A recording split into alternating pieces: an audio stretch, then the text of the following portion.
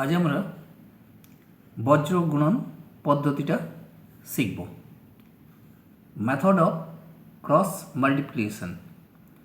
বজ্র গুণন পদ্ধতি কিভাবে করা হয়, কি আমি কি পদ্ধতিটা কি এ সমস্ত ডিটেলসে না গিয়ে একদম ডাইরেক্ট অঙ্ক নিয়ে কীভাবে এটাকে করা হয় সেটা করে দেখাচ্ছি। ঠিক আছে, তোমরা একটু ভালোভাবে এটাকে দেখে নাও। এখানে একটা দেখো ইকুয়েশন দেওয়া আছে, মানে সমীকরণ দেওয়া আছে 5x + 3y = 8, 3x - y = 2। বজ্রগুণন করার সময় আমরা কি করব, ডান পাশের সংখ্যা যেটাই আছে সেটাকে বাঁ পাশে নিয়ে নেব এবং ডান পাশটাকে 0 করে দেবো।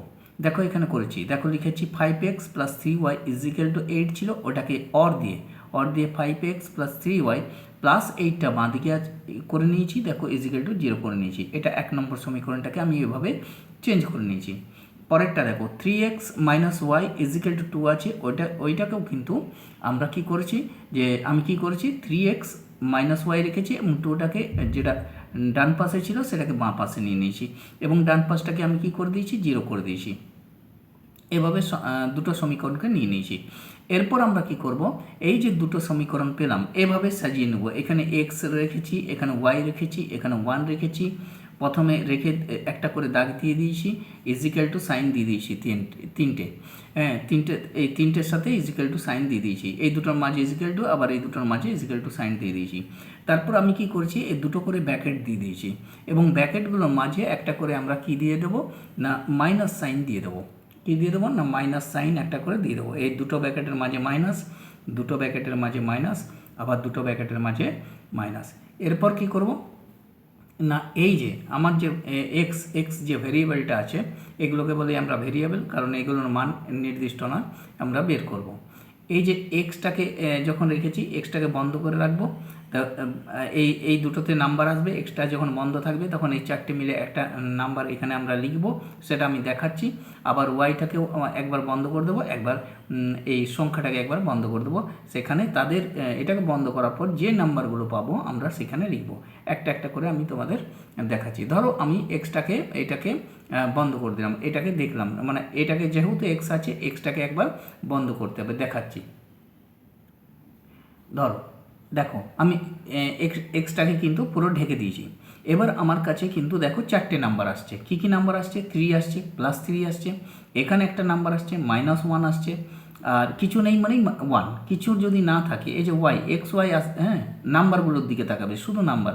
+3, এখানে -1, এখানে -8, এখানে -2।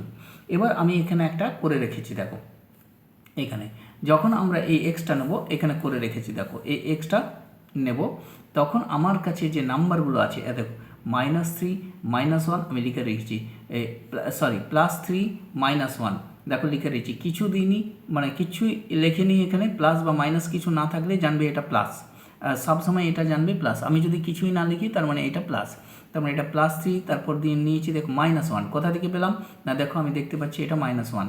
তারপর কত -8, দেখো আমি রেখে রেখেছি -8। তারপর কত লিখে রেখেছি -2।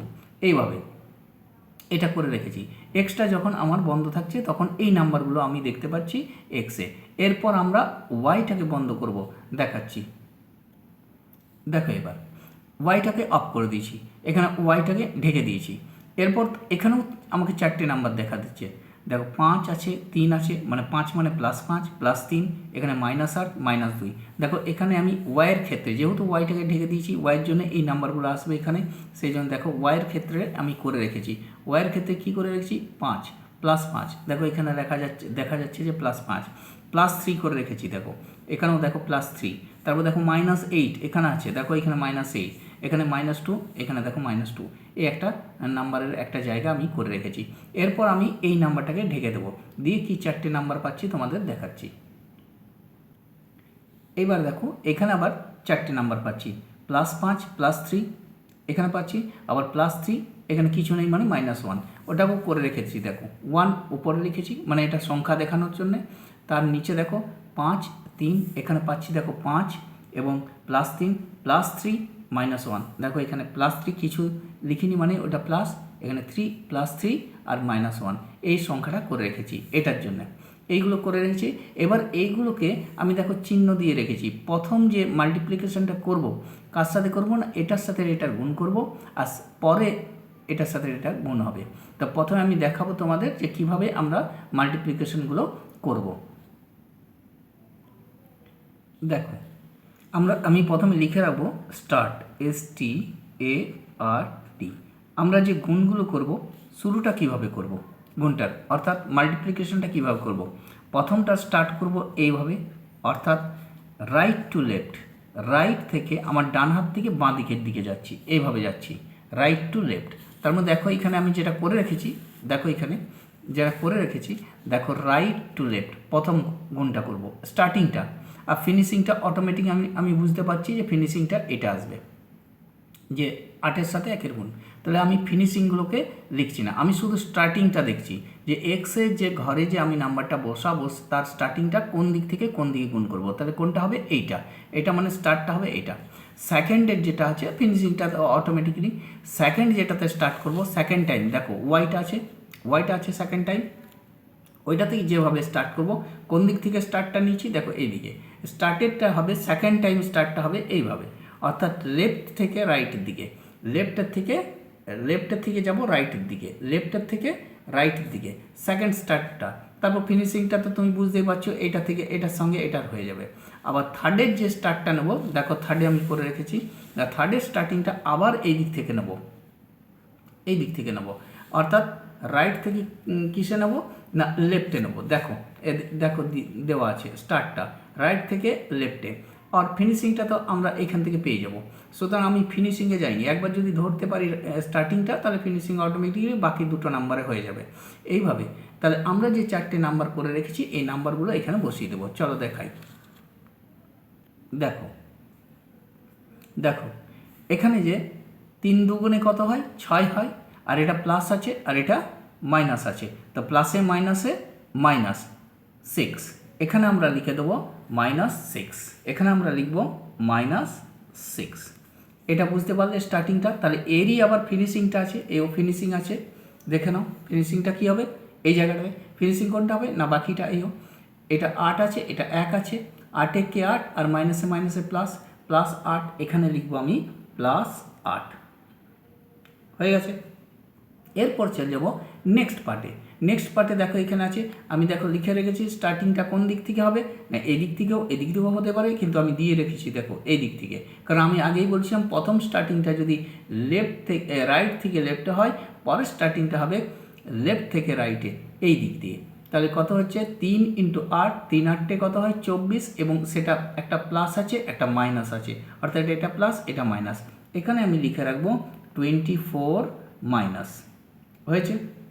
এরপর আমরা ফিনিশিংয়ে কী হবে, এটা শেষ করতে হবে, এখানে দিতে হবে একটা নাম্বার, তাহলে কত দেবো 5 আর 2 আছে, 5 দুগুণে 10, এবং এটা মাইনাস আছে, তাহলে এখানে লিখব -10। পরেরটাতে চলে যাও, পরেরটাতে দেখো এখানে দেখাচ্ছে নাম্বারটা কি নাম্বার লিখে রেখেছি দেখো, 5-এর সাথে আবার স্টার্টিংটা এটা যেমন এই দিকে হলে আবার স্টার্টিংটা হবে এই দিক থেকে এই দিকে, অর্থাৎ 5 আর 1, 5 কে 5, একটা প্লাস আছে একটা মাইনাস আছে, তাহলে প্লাসে মাইনাসে মাইনাস লিখে রাখবো, 5 কে 5, তাহলে ফিনিশিংটা কী হবে 3 3 9, 3 3 9, আর দুটোই দেখো প্লাস আছে, এটাকে 9 লিখে রাখবো +9, এটা লেখা হয়ে গেল।